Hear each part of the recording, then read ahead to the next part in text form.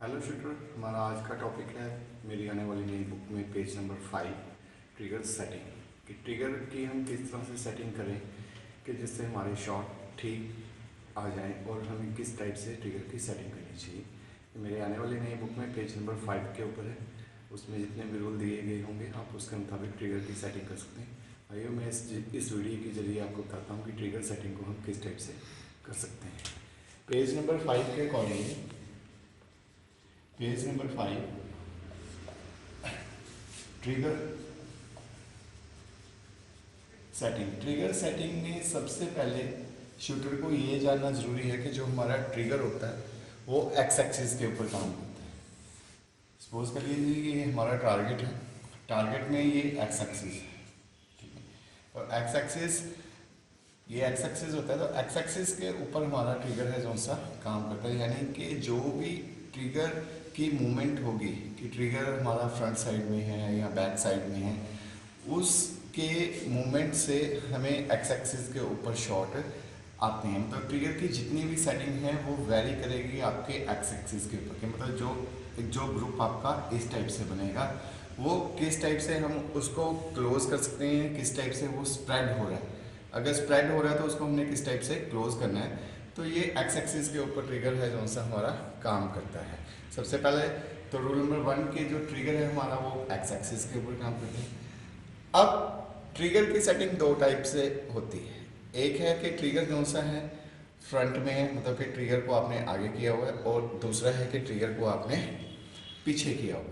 सबसे पहले मैं आपको ट्रिगर की जो बहुत ही बेहतरीन सेटिंग है उसके बारे में बताऊंगा। आप सभी को क्या करना है कि जो अपना ट्रिगर है उसको सबसे पहले जितना आप पीछे कर सकते हैं उतना पीछे करिए।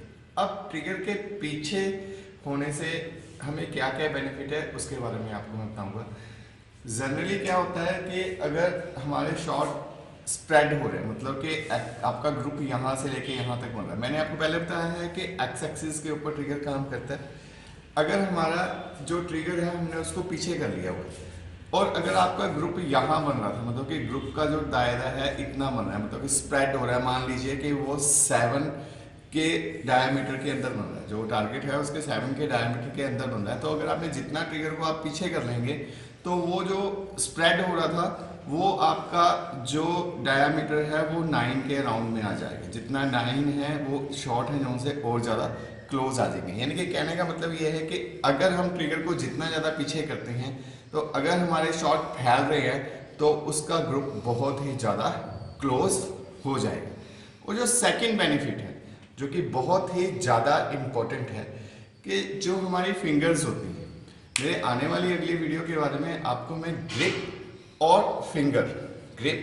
और जो हमारी फिंगर है उनका जो कम्युनिकेशन है उसके बारे में डिटेल में बताऊंगा। लेकिन अभी जो इसका सेकंड बेनिफिट है ट्रिगर को पीछे करने का कि जो हमारी मिडल फिंगर है, जो हमारी मिडल फिंगर होती है, मिडल फिंगर के ऊपर हमारी पिस्टल का पूरा वेट आता है, ठीक है। अगर हमारी मिडल फिंगर के ऊपर पिस्टल का पूरा वेट आ रहा है तो तभी हम ट्रिगर को आराम से प्रेस कर सकते हैं, और वो तभी होगा जब हम ट्रिगर को पूरा पीछे किया हुआ होगा। अगर आप ट्रिगर को पीछे नहीं करेंगे तो आपका पूरा वेट है जो सा ट्रिगर वाली उंगली के ऊपर आएगा, जिसके कारण आपके शॉट फैल जाएंगे और पिस्टल शॉट चलाते हुए हिलेगी। तो इसलिए आपको जो पिस्टल का ट्रिगर है उसको बिल्कुल पीछे करना है।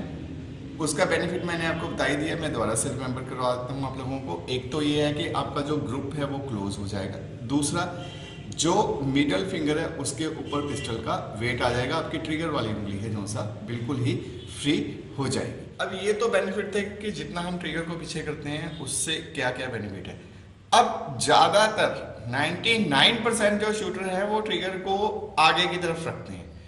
तो आगे की तरफ रखने से नुकसान क्या होता है वो मैं आपको बताता हूँ, क्योंकि अगर जब तक आपको उस नुकसान का नहीं पता लगेगा आप उसको समझ नहीं पाएंगे। अगर हम ट्रिगर को आगे की तरफ करते हैं, मतलब ये अगर हमारा ट्रिगर है, अगर आपने उसको बिल्कुल आगे की तरफ किया हुआ है तो उससे क्या होगा, जो पूरा पिस्टल का वेट है आपकी ट्रिगर वाली उंगली के ऊपर है, जो पूरा पिस्टल का वेट है वो आपकी ट्रिगर वाली उंगली के ऊपर है। और जैसे ही आप फर्स्ट पुल से सेकंड पुल में आते हैं तो आपका शॉट हिल जाता है और ना ही आप शॉट को कैंसिल कर पाते हैं और आपके जो शॉट हैं वो स्प्रेड होते हैं।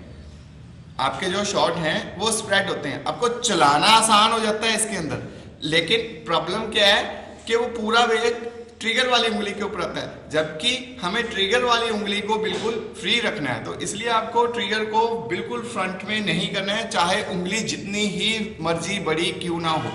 आप जितना ट्रिगर को पीछे करेंगे उतना ही आपकी ये ट्रिगर वाली उंगली फ्री रहेगी।